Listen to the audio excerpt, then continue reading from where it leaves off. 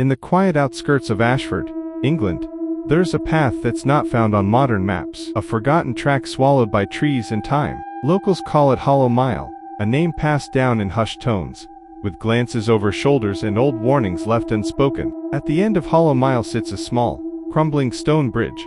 Hollow Bridge? No vehicles go there, no lights. Even birds refuse to fly over it. They say something waits beneath it, something old, something that remembers.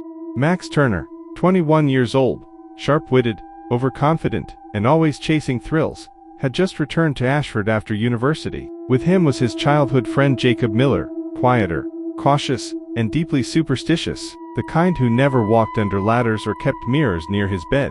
One cold autumn evening, while drinking at a dim pub near the edge of town, they overheard an old man muttering about the Hollow Bridge. His voice was low, trembling, as if the very words hurt him. Don't go near it, not when the moon is full. If you do, don't look in the water, because if she sees you, she remembers. Max, of course, scoffed. Jacob, however, felt a chill that no ale could shake. Still, Max dared him. Just a bridge, Jake. Come on, we've faced worse. It's probably just wet rocks and rats. They made plans to visit that night.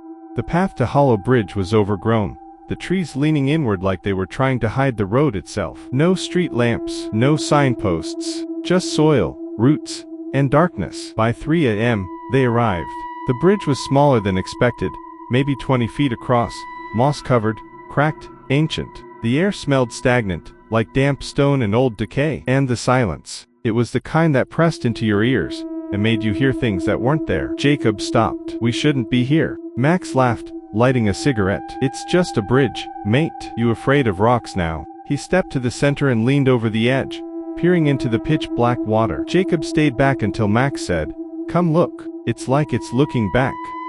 At 3:33 a.m., the wind stopped. Everything became unnaturally still. Jacob slowly joined Max at the edge. There was no reflection, no stars, only darkness, thick and endless. Then Jacob heard it. A whisper, faint, wet, like breath underwater. Max. He turned to Max, expecting a joke, but Max's eyes were wide, mouth slightly open, face pale. Jacob grabbed his arm. Stop messing about. But Max didn't respond. Instead, he leaned closer over the edge, as though pulled by something invisible. Then, a splash. Both jumped back. Nothing in the water. No ripples. Just still, silent black. Max whispered, "She said my name." They ran. Didn't speak on the way home. Didn't look back once.